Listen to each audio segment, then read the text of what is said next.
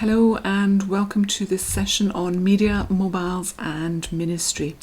This is part of a curriculum of over 40 lesson plans covering foundations of media ministry, mobile ministry, social media ministry and do-it-yourself media creation. To learn more about the lesson plans, go to www.mobmin.org/train. This lesson is entitled Setting Up a Social Media Presence, and it is number 4 in the social media section. For good or bad, most people make judgments about people, products and most anything else within seconds of first seeing them. The same is true of things they see online and on social media. This lesson shows how we can set up our presence on social media platforms in a way that will make the best first impression possible, improving the chance of our social media efforts being seen, heard and positively responded to. We will take time to look at general principles for deciding if you can use a pre-existing social media account. We will look at securely creating a new social media platform and the possibility of creating or reworking an existing social media account so that it will be attractive to your target audience. Let's begin by taking a look at a student ministry in Northern Ireland on a campus closed to non-students. April and her teammate decided to use Instagram to reach art students, many of whom were already using it for their artwork and to network. She says, "We created an Instagram account for the student movement which we wanted to start, calling it Student Life Arts. When creating the account, we made sure we had an aesthetically pleasing page with some content posted. We also wanted to make it obvious that we were a Christian organisation, but still something that was inclusive and open to all students. We followed students by searching hashtags and we tagged locations like the university, the campus store and nearby coffee shops. We were especially keen to follow people who showed anything Christian in their bio, since we were looking for key students to launch the movement. When someone followed us back, we would direct message them, saying we were new to the area and trying to start a student life group on the arts campus and that we wanted to learn more about the students and university. When we met with a Christian, we got a ton of positive feedback and heard that we were needed on the campus. It was a step of faith for us to be so outwardly Christian on social media because we don't want to deter from the inclusion of all students, since Christianity and religion are such touchy subjects here in Northern Ireland. It was also a step of faith to begin messaging students. We thought, this is crazy. I would never respond to some random account messaging me.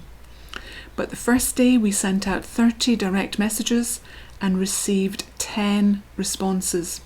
Within just 2 months of launching the Instagram account, we held an art exhibition and 16 students showed up to hear the gospel, learn about student life and enjoy the art displayed by students.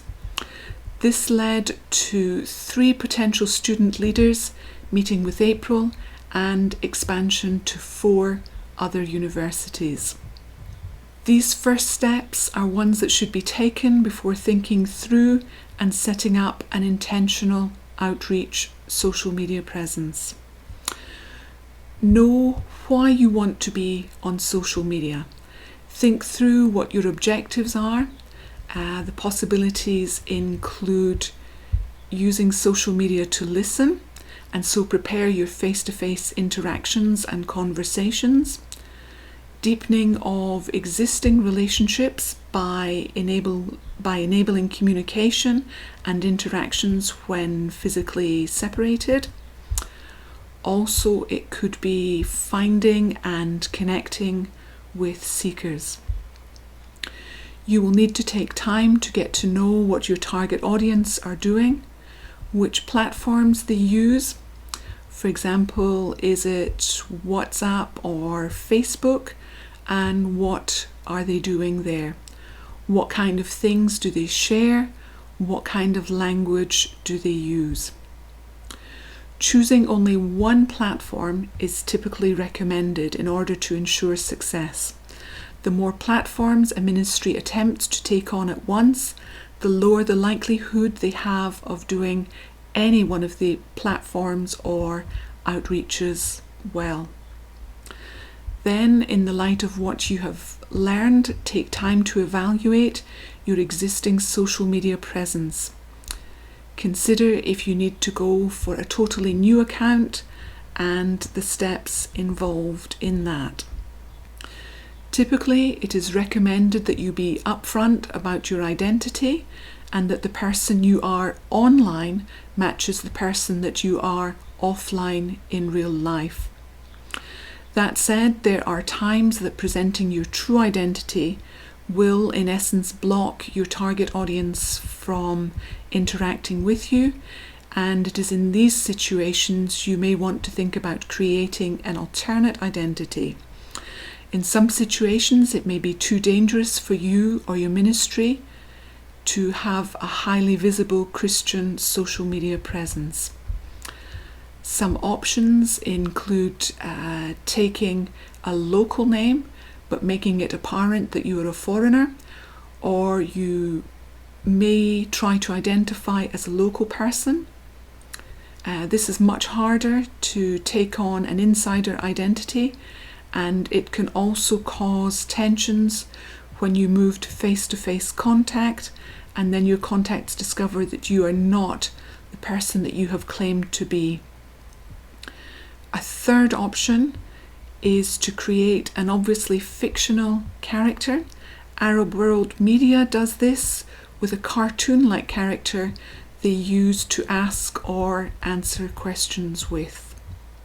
Whichever way you decide to go, you need to plan the persona that you will use to relate to people. Possible characters or characteristics include coming over as an expert, being an advisor on a topic. You might want to appear as someone who is caring and interested. The focus might be being funny, or it might be about being hip and cool so that people can connect to you. Think about what will work in your particular context, what is going to attract your audience. Looking at your existing social media, is the account on a platform that is actively or widely used by your target audience? For example, if you personally have a massive Twitter following, but no one in your target audience is using it, then that is not a suitable platform. Also think about, does the platform tie into the outreach persona that you want to build up? For example, my personal Facebook page is about my hobby and family events, not something which will help me to have a strong gospel presence. So when my contacts began asking about connecting through Facebook, I realized there was a need to create a page which showed that side of my interests. Also, if we have a very mixed group of personal friends, they may be posting things which will show up on our pages that will be a distraction, or even worse, offensive to our audience. Think about different dress codes or things which are not acceptable to eat in some cultures. Friends posting glasses of wine or people eating pork will not help me in a Muslim context. Even if I am not seen having any, such posts will raise questions and barriers rather than draw me closer to my intended audience. Are people who have friended me or followed the account going to be people that would turn off my target audience? Social media platforms try to make it as easy as possible to set up a new account, but there are a couple of things you may want to consider as you launch your page. Particularly if security is a problem in your context, what identity or email accounts are you going to use to set up the account? How visible can your team's connection to the page be? Will it put the rest of your ministry at risk? Also think about who is able to add content or change the settings on the account.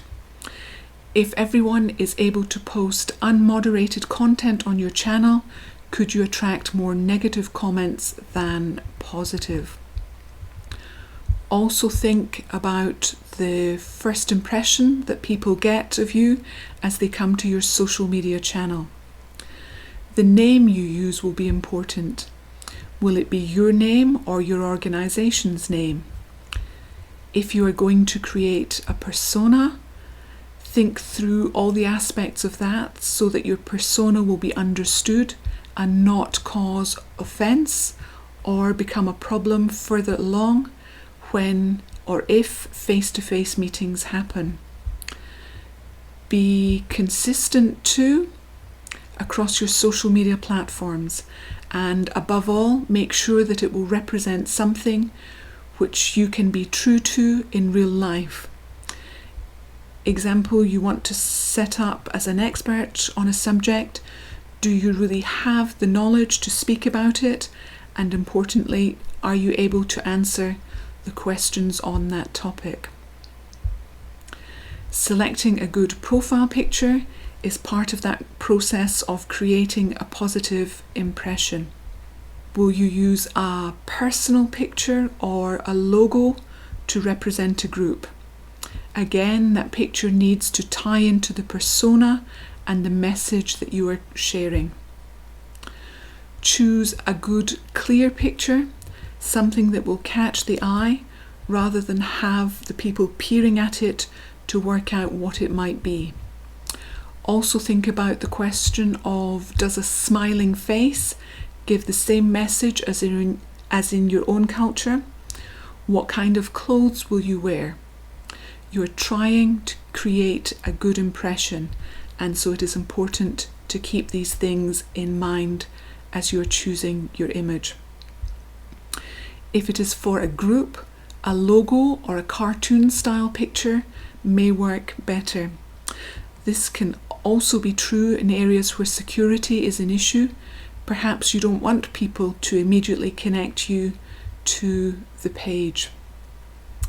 Also, don't have images which are very busy and detailed.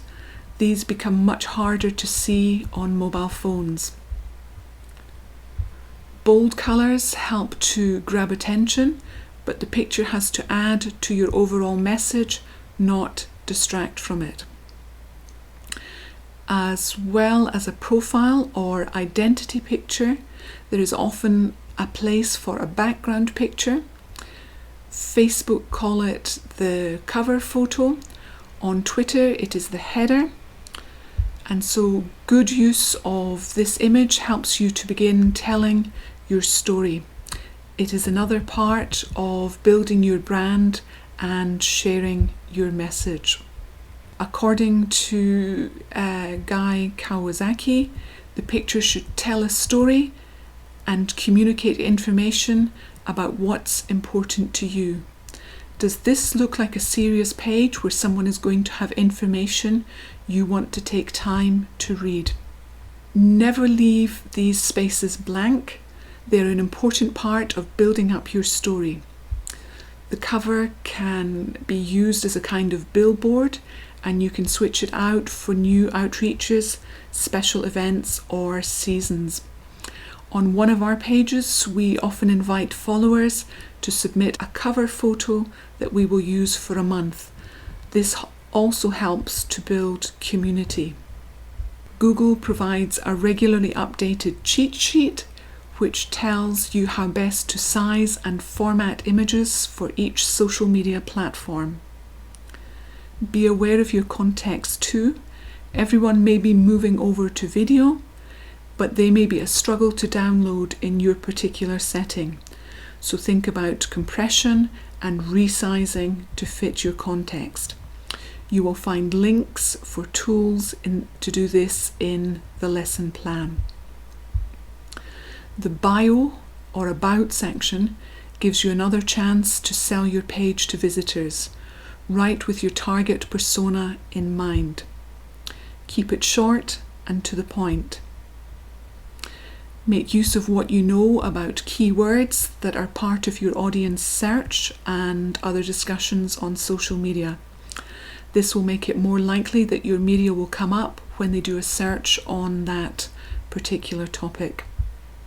The keywords can be written into the bio or description section as part of your interests. They can be something that you have experience on, something that you have expertise in. Think about topics such as a life of prayer or a discussion on the true prophets. You don't have to fill out your profile completely, but the more you do so, the more the platform will help you to find people who show interest in the things that you are talking about. It also helps people who start looking through the details to see if you are likely to be of interest to them. Creating this good first impression helps to draw people into your content.